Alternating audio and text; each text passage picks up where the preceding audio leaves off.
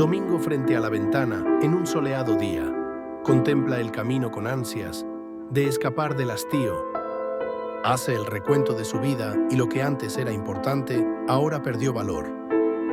Mira a su familia como si no perteneciera a ella, ajeno a todo lo que pasa. Comprende que definitivamente ya no es su hogar. Afuera algo lo llama, ni siquiera sabe qué es.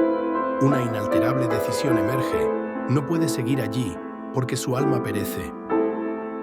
Nadie es culpable, es la vida.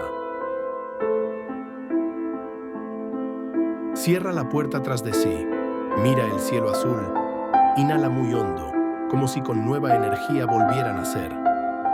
Se otorga la libertad reprimida.